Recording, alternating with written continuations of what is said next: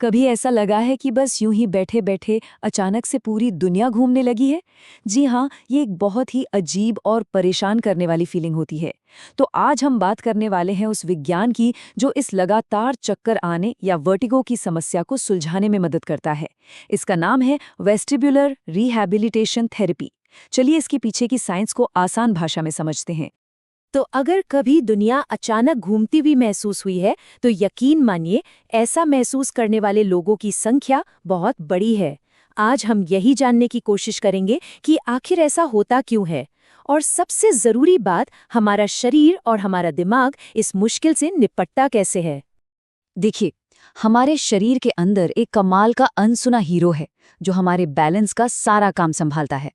इसे कहते हैं वेस्टिब्यूलर सिस्टम। इसे आप अपने दिमाग का इंटरनल जीपीएस भी कह सकते हैं।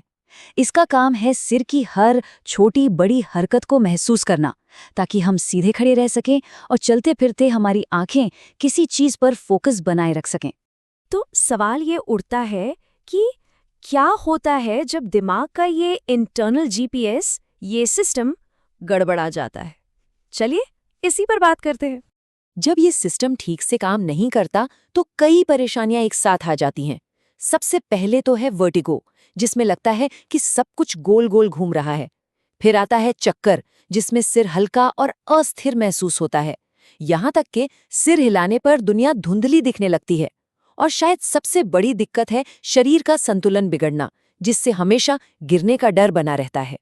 लेकिन यहाँ एक अच्छी खबर है, और वो ये कि हम अपने दिमाग के इस बिगड़े हुए जीपीएस को फिर से ट्रेन कर सकते हैं, उसे ठीक कर सकते हैं। आइए समझते हैं कि ये होता कैसे है।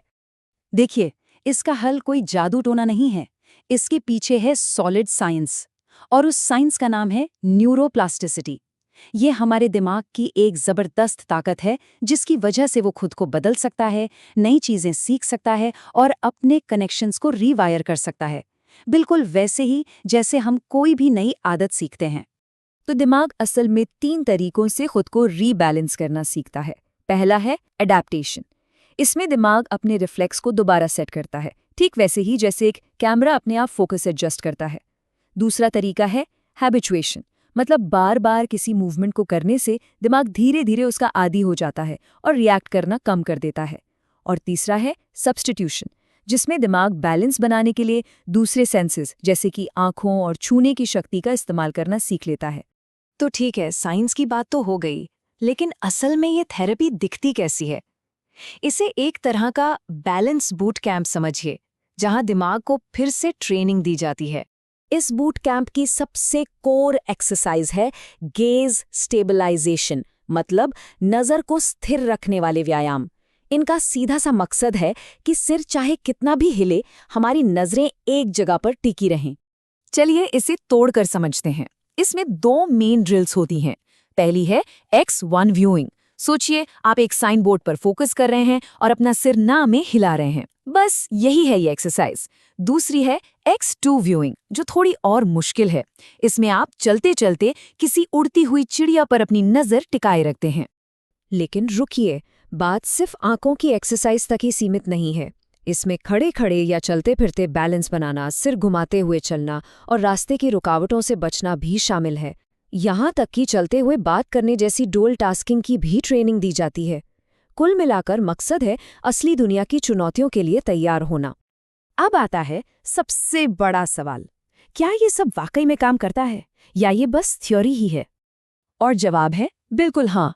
ये सिर्फ कहीं सुनी बात नहीं है। Academy of neurologic physical therapy जैसी बड़ी संस्थाएं कहती हैं कि इसके असर के पीछे पक्के सबूत हैं, और दुनिया भर की क्लिनिकल गाइडलाइंस में भी इसे शामिल किया गया है, जो बताता है कि ये थेरेपी कितनी भरोसेमंद और असरदार है।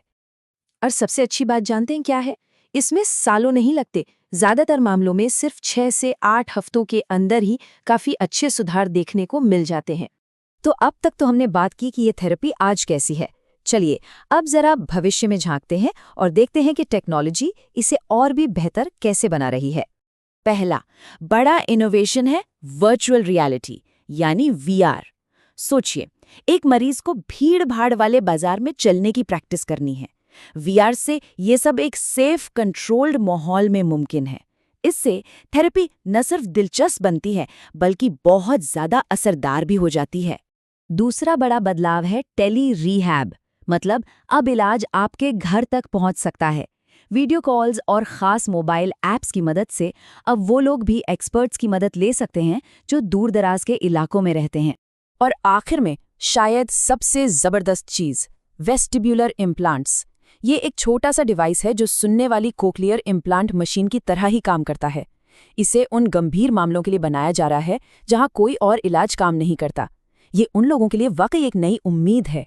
तो इन सारी कमाल की टेक्नोलॉजी को देखकर मन में एक सवाल तो उठता ही है, क्या कभी ऐसा दिन आएगा जब टेक्नोलॉजी चक्कर आने की समस्या को पूरी तरह से खत्म कर देगी? ये एक बड़ा सवाल है जो हमें मेडिकल साइंस की अनंत संभावनाओं के बारे में सोचने पर मजबूर करता है।